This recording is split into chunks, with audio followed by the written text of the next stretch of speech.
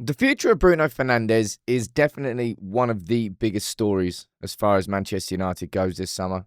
Just won our Player of the Year, fourth out of 6 years he's won it now. You know my position on it. It hasn't changed because we've lost that Europa League final. I'm going to run through what the news is and I'm going to explain exactly why my opinion hasn't changed. And I'm pretty firm on that. Now, typically, I would normally wait for more reports to come out on this, but I can see it happening in real time. Chris Wheeler and Ben Jacobs as well. Clearly, they're getting their stories from the Saudi side, and it'll be interesting to see what comes out in the British press as a consequence. Going to run through a story. You can see the main headlines there. There's a deadline that's being set. That's the story from Chris Wheeler and Daily Mail, which I'll run through now, and that's Ben Jacobs following up the exact same thing. But here is the story.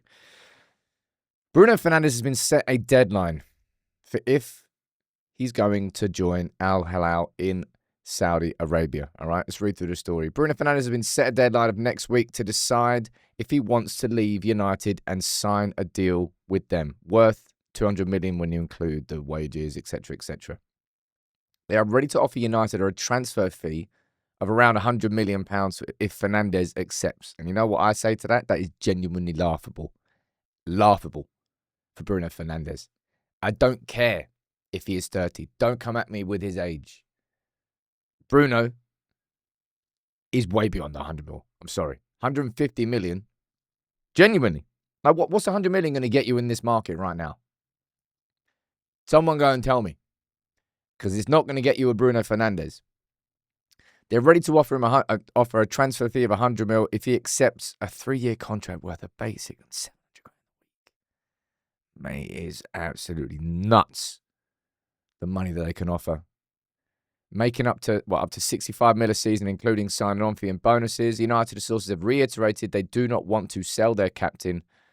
Al-Hilal wants a marquee player in place for the Club World Cup. That's why Real Madrid moved fast for Dean Howson and for Trent as well. It looks like they're going to be doing the exact same thing. Now, Bruno said this after the Europa League final. I will be here until the club says to me that it's time to go. I have to admit, there is part of me that fears that a conversation is going to be had from the top down saying that you cannot refuse an offer in this size and scale, given where we are as a football club right now and the requirement we have for extra money, and especially after the Europa League final has been lost. I can see that happening, all right? That is not what I would want to happen, and I want to put that firmly on the table now. That I know you can come to me with all of your logic, which does make sense. I can understand some logic to it. Bruno Fernandes is 30.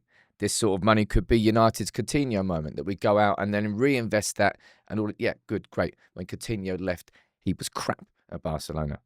Bruno Fernandes is far from that. He's literally our leader, literally our captain. And at a time and in the summer where it's not a rebuild summer anymore, ladies and gents. It's a let's build the foundations. It's stage one. Everything that we've seen behind it, it's stage one this summer. It's gone that far.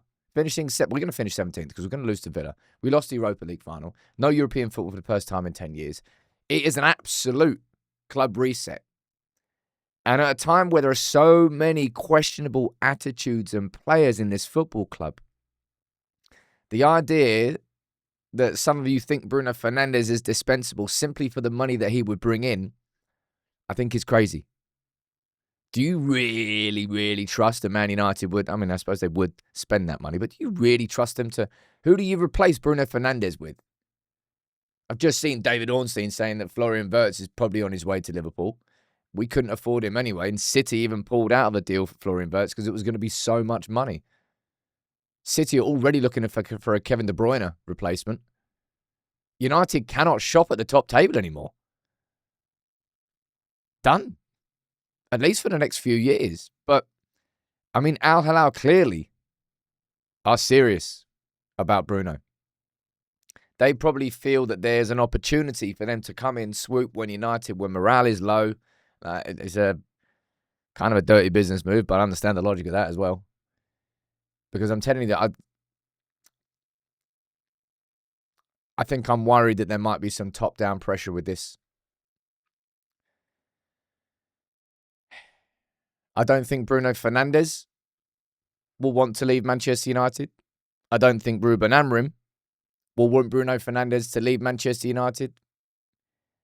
But I get the sneaky feeling that Ineos might want it to happen from purely a numbers perspective. And I think if there's one thing that we've learned from Ineos's owners, our owners of Manchester United so far, they very much look through effectively a numbers-only lens.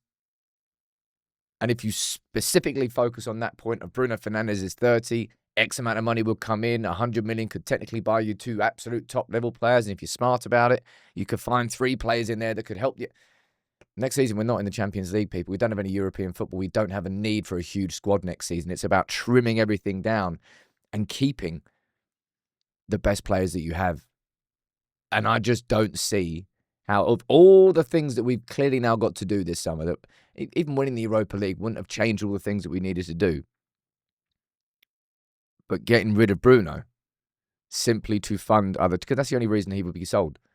You wouldn't be selling Bruno because, well, there's some that are going to argue that because of Bruno's age, that sort of money, even 100 million, can't possibly be turned down. And I would say Bruno's probably got 2, 3, maybe 4 years, energy-wise, fitness-wise levels to compete at the top level in the Premier League. If you want to have a conversation about Bruno, maybe you could have a conversation about Bruno next year after we've had a whole summer and we've actually rebuilt some foundations. He's like one of the only people I would say I could trust inside this squad. There are a handful of players. Get rid of like 15, 20 people before I get rid of Bruno Fernandes. But I'm going to say that one more time in this video now. That sort of money, I don't think that the footballing side of Manchester United will be allowed to completely dismiss it out of hand without the business side of Manchester United coming in. I think this might be a situation where those two things clash now because of that Europa League exit. This is Al-Hilal taking advantage of an opportunity that now exists. Bastards for doing that. I know exactly why they're doing it. Bruno doesn't want to leave. I don't want Bruno to leave. Do you think he will? If he does, it won't be because he asked to, because he wants to stay. If he leaves, it'll be a purely financial decision.